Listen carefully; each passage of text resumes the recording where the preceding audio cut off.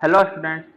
तो आज जो है previous 42 year IIT JEE atomic structure का सेक्शन ही क्वेश्चन नंबर 13 से डिस्कशन स्टार्ट करेंगे। Consider the hydrogen atom to be a proton embedded in a cavity of radius a naught Bohr radius whose charge is neutralized by addition of an electron to the cavity in vacuum infinitely slowly. Estimate the average total energy of an electron in its ground state in a hydrogen atom is the work done in the above neutralization process. Also, if the magnitude of average kinetic energy is half the magnitude of average potential energy, find the average potential energy. तो इसमें बोल रहा है कि आप मानिए कि एक कैविटी है रेडियस ए नोट का, उसमें प्रोटॉन इम्बेडेड है और चार्ज को न्यूट्रलाइज करने के लिए एक इलेक्ट्रॉन ऐड कर रहे हैं इस कैविटी में, और ये सारा प्रोसेस जो है वैक्यूम में होता है, कैविटी इन वैक्यूम।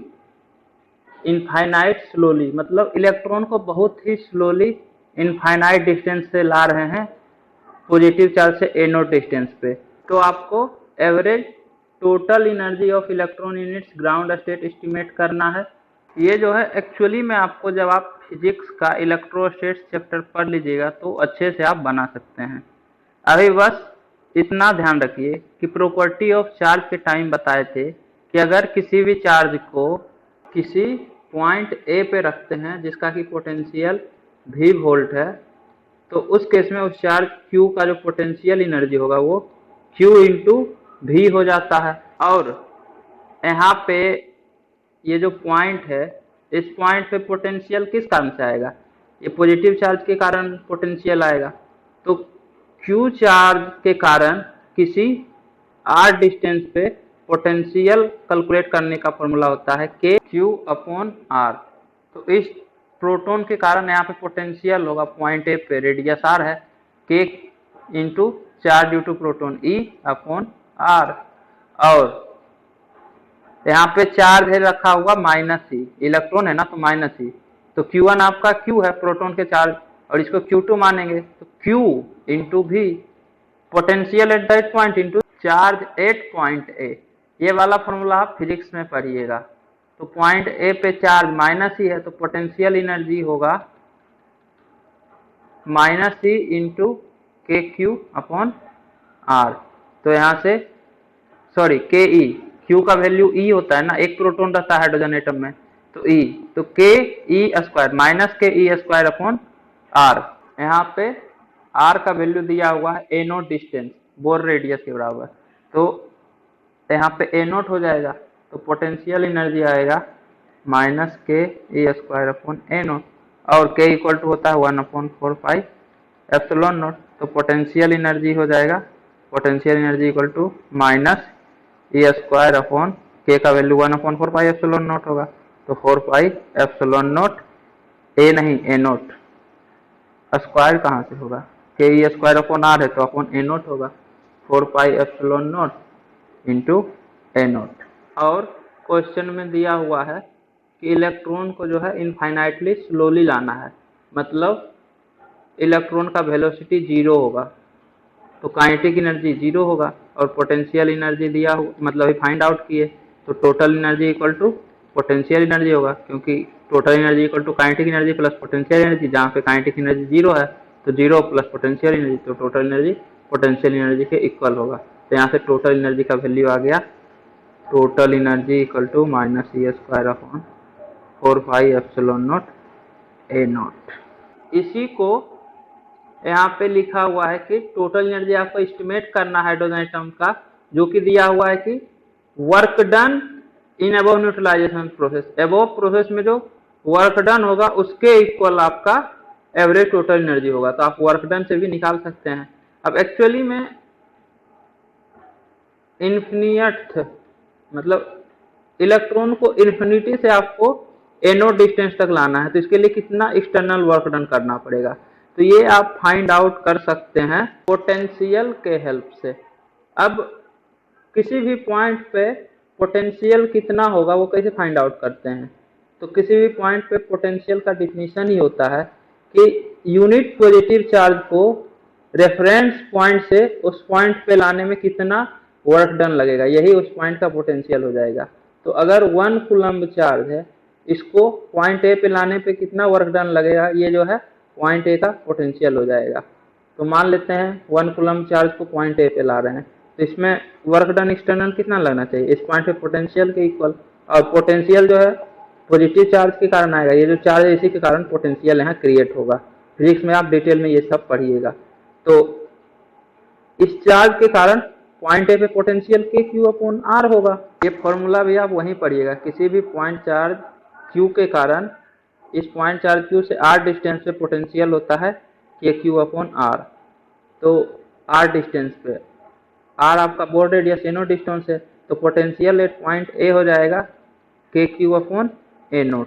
तो 1 कूलम्ब चार्ज को पॉइंट ए पे लाने में वर्क डन के क्यू अपॉन ए नोट लगता है। तो 1 कूलम्ब के करस्पॉन्डिंग वर्क डन लग रहा है के क्यू अपॉन ए नोट।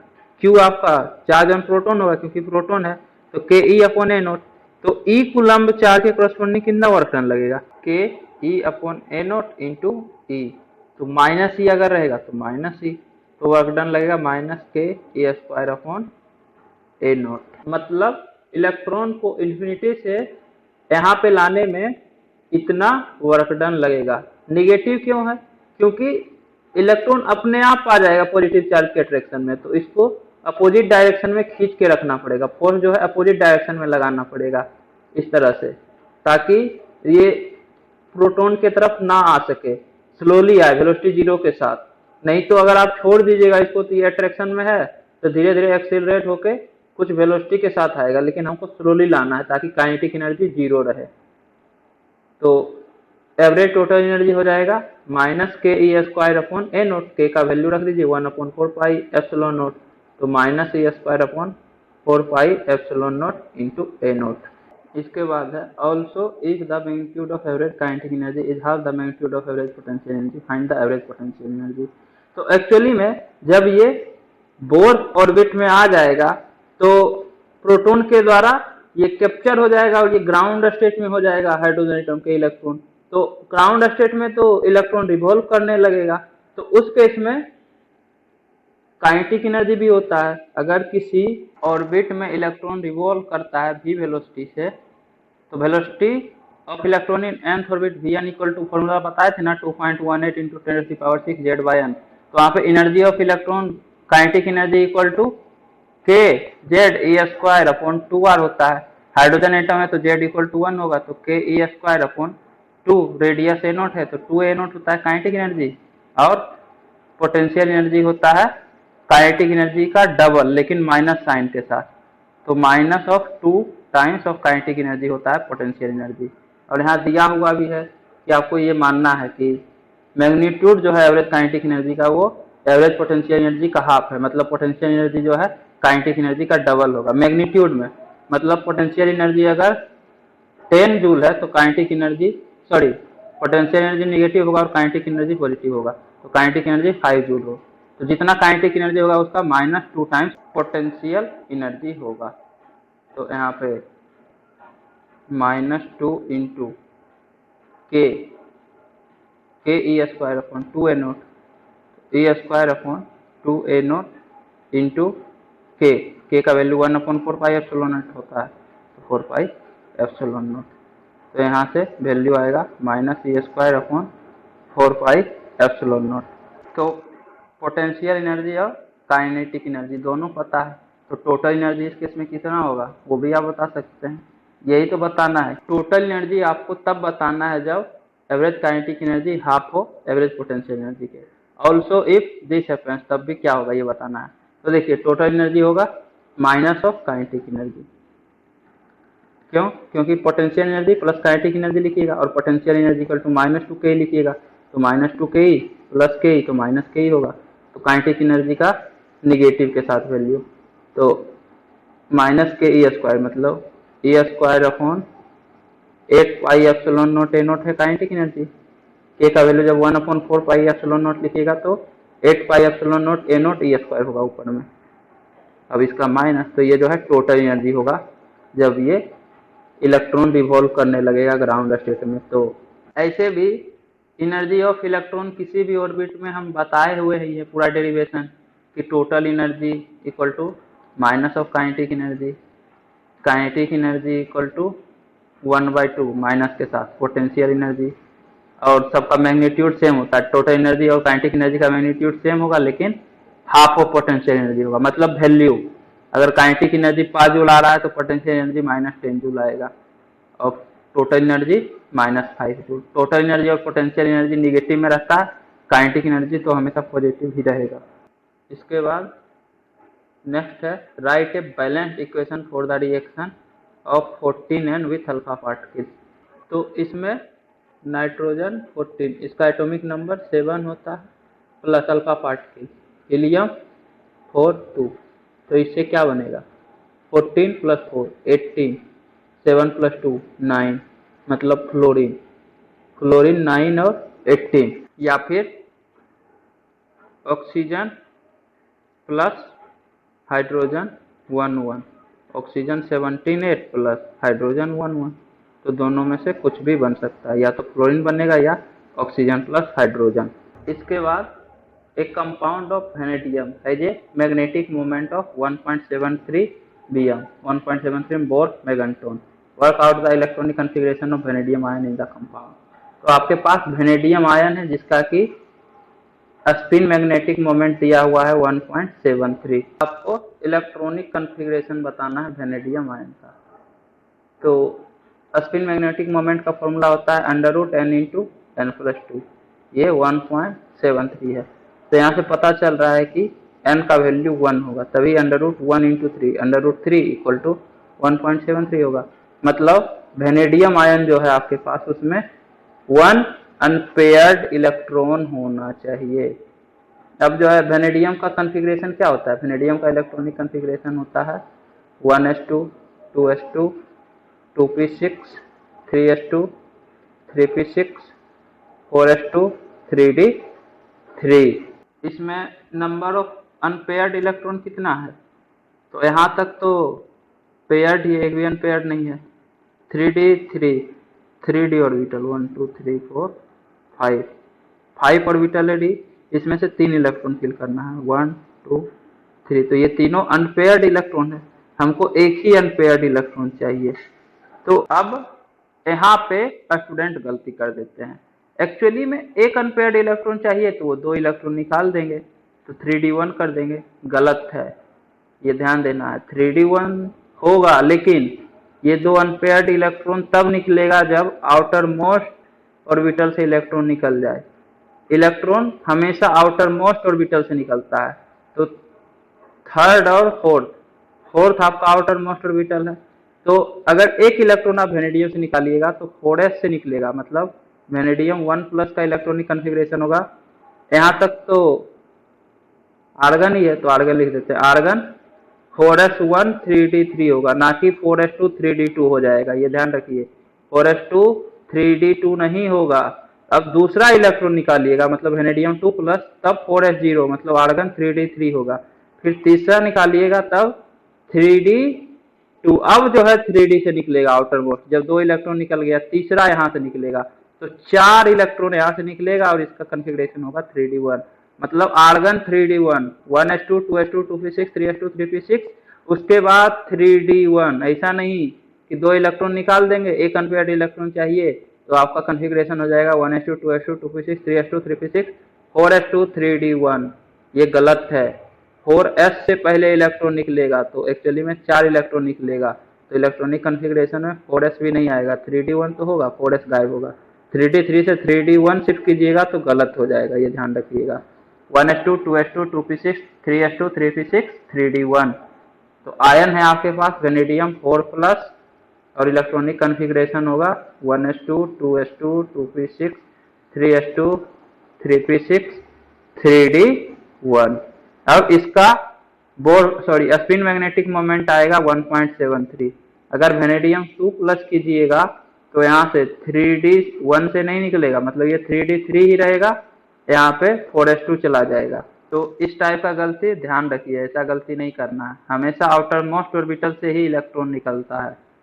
इसके बाद नेक्स्ट है in the following equation A plus 2B plus H2O से C प्लस 2D बनता है। तो आपको A, B, C and D का structure identify D, draw the structure of A, B, C and D। तो D आइडेंटिफाई करना है और A, B, C, D का स्ट्रक्चर बताना है। तो एक्चुअली में ये जो है एटॉमिक स्ट्रक्चर का क्वेश्चन ही नहीं है, ये जो है पी ब्लॉक में आप पढ़िएगा। अभी इसको रहने ही दीजिए, स्ट्रक्चर वगैरह ये सब तो केमिकल बॉन्डिंग में पढ़ लीजिएगा, पी ब्लॉक में भी एक बार स्ट्रक्चर इसका देखिएगा, लेकिन बिना केमिकल बॉन्डिंग या पी ब्लॉक के आपसे ये बनेगा ही नहीं। हम समझा तो देंगे लेकिन रिएक्शन आपको याद ही करना पड़ेगा फाइनली, कोई मतलब इसका है नहीं यहाँ पे। तो ये क्वेश्चन छोड़ के आगे बढ़ जाइए। एक्चुअली में देखने में लगा होगा कि कुछ एटॉमिक स्ट्रक्चर टाइप है, लेकिन जब अभी पूरा क्वेश्चन ढंग से पढ़े तो पता चला कि एटॉमिक स्ट्रक्चर का नहीं है। तो ये क्वेश्चन को छोड़ के आगे बढ़िए। Next, calculate the energy required to excite 1 litre of hydrogen gas at 1 atm and 298 Kelvin to the first excited state of atomic hydrogen. The energy for the dissociation of HH bond is 436 kilojoule per mole. तो आपको दिया हुआ है कि H2 gas में HH bond को break करने के लिए इतना जूल एनर्जी लगेगा। मतलब अगर आपके पास 1 मोल H2 गैस है तो 1 मोल H2 गैस का बॉन्ड को ब्रेक करने के लिए 436 किलो जूल एनर्जी लगेगा। इतना किलो जूल पर मोल, मतलब 1 मोल के corresponding इतना एनर्जी चाहिए।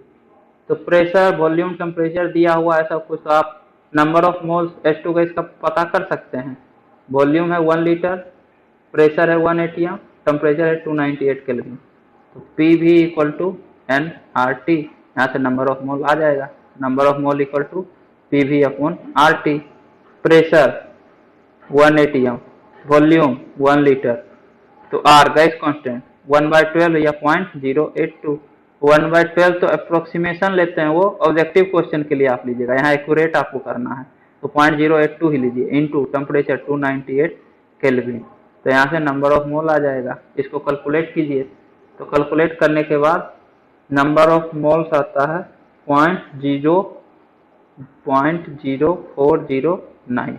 इतना मोल आपके पास H2 गैस है और 1 मोल H2 गैस अगर है तो उसका बॉन्ड को डिसोसिएट करने के लिए इतना एनर्जी चाहिए।